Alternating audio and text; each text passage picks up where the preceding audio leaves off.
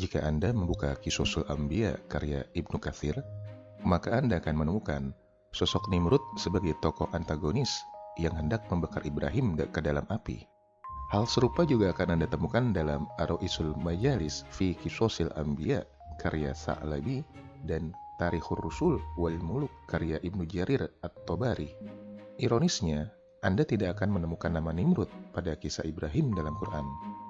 Jika demikian, lalu bagaimana ia bisa muncul dalam literatur pos-Quran? Dan mengapa Nimrud kerap dikaitkan dengan sosok Ibrahim? Nama Nimrud atau Namrud muncul pertama kali dalam Bible. Pada Genesis 10 ayat 8 dijelaskan bahwa Nimrud merupakan keturunan dari Kus, putra tertua Ham, anak Nuh.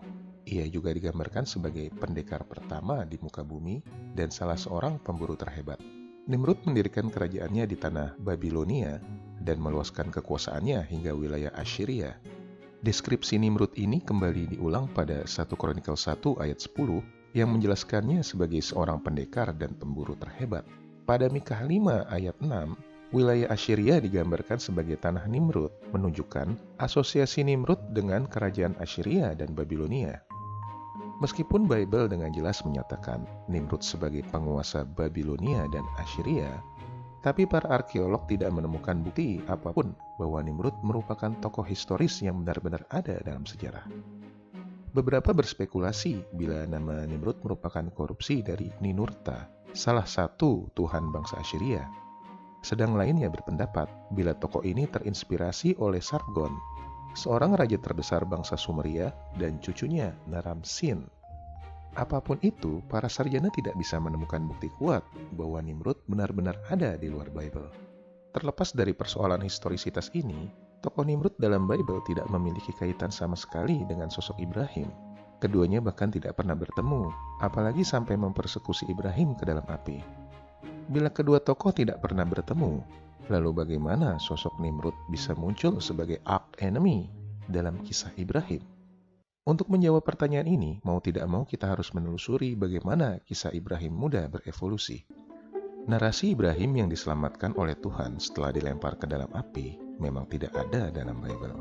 Meski demikian, atribusi Ibrahim dengan api muncul pertama kali pada Jubili 12 ayat 12 yang ditulis pada abad kedua sebelum Masehi.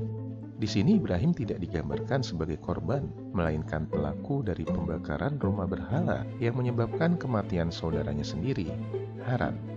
Asosiasi Ibrahim sebagai orang yang dibakar baru muncul dalam The Biblical Antiquities of Pseudo-Philo 6 ayat 16 yang ditulis pada abad pertama. Hanya saja pelaku pembakaran di Pseudo-Philo bukanlah Nimrud, melainkan Yoktan, salah seorang keturunan Syam, putra Nuh. Apabila Bible tidak pernah bercerita tentang Ibrahim yang dilempar ke dalam api, lalu bagaimana narasi ini bisa muncul dalam Jubili dan Pseudo-Philo?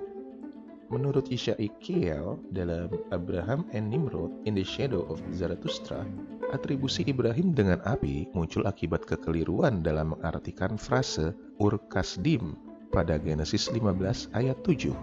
Dari semula bermakna kota Ur-Kasdim menjadi api dari Kasdim.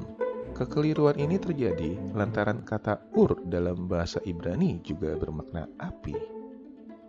Misinterpretasi ini, lanjut Kiel, secara tidak langsung juga terinspirasi oleh kisah 3 orang yang dibakar hidup-hidup oleh Raja Nebukadnezar dalam Daniel 3 ayat 19 hingga 30. Kisah pembakaran 3 orang beriman yang menolak menyembah berhala dan kemudian diselamatkan oleh Tuhan, kemudian menjadi inspirasi bagi pembentukan narasi penyelamatan Ibrahim oleh Tuhan dari api yang dipersiapkan oleh para penduduk Kasdim. Walaupun sosok Nimrud absen sebagai pelaku pembakaran Ibrahim pada literatur kuil kedua, tapi pada abad pertama, ia terlanjur diasosiasikan sebagai sosok yang melakukan pemberontakan terhadap Tuhan. Kita bisa menemukan narasi ini dalam The Gigantibus, karya Philo Alexandria, yang menyatakan bahwa Nimrud merupakan orang yang pertama kali membelot dari Tuhan dan memiliki jiwa paling celaka.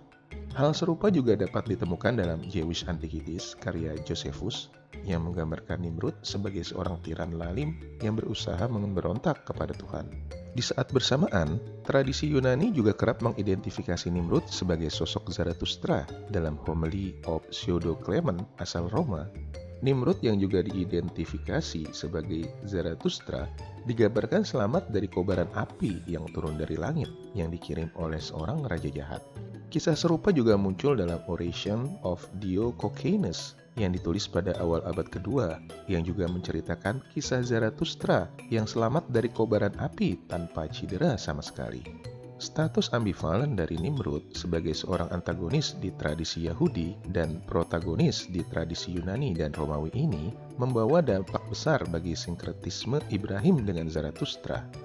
Sinkretisme ini menjadi jelas mengingat kedua tokoh hidup sezaman, terlahir dari orang tua yang pagan, sama-sama tertarik dengan astronomi dan memberontak dengan menghancurkan berhala keluarga dan penduduk kota mereka. Identifikasi Ibrahim sebagai Zarathustra kemudian mendapat penolakan dari para rabi Yahudi. Untuk melawan asosiasi ini, mereka lalu menukar posisi Nimrud dengan Ibrahim yang dalam Pseudo Clement dikisahkan berperang melawan raja jahat dan selamat dari kobaran api. Gambaran Nimrud yang kerap diasosiasikan dengan Zarathustra yang dalam pandangan bangsa Yahudi menyembah api sangat pas dengan peran baru ini yang juga berfungsi sebagai deteren bagi penyebaran agama Zoroastrianisme di wilayah bulan sabit subur. Kita dapat menemukan perubahan narasi ini dalam Genesis Rabbah yang ditulis sekitar abad ke-5, tidak lama setelah Talmud Yerusalem selesai ditulis. Dalam Genesis Rabbah 38 ayat 11, Terah digambarkan menyeret Ibrahim ke hadapan Nimrud yang mengajaknya untuk menyembah api.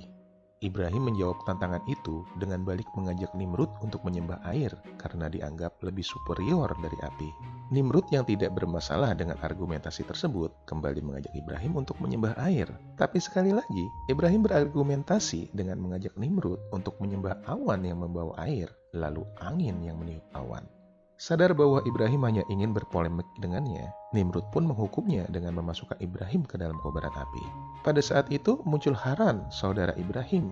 Ketika ia melihat Ibrahim selamat dari kobaran api, Nimrud bertanya kepadanya, siapa yang akan ia ikuti? Dengan mantap Haran menjawab, bila ia akan mengikuti jejak Ibrahim. Nimrud pun segera melempar Haran ke dalam kobaran api dan langsung tewas seketika.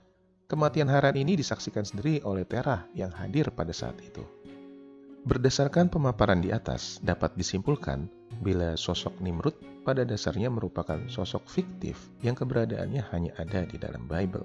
Sosok tersebut pada awalnya tidak pernah dikaitkan dengan Ibrahim ataupun bertemu dengannya.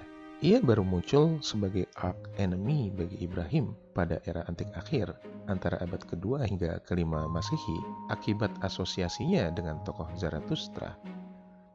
Narasi baru mengenai Ibrahim dalam Genesis Rabbah ini paralel dengan kisah Ibrahim dalam Quran, terutama dengan Quran Surat 6 ayat 75 hingga 78 yang berbicara mengenai dialektika Ibrahim dalam mencari Tuhan.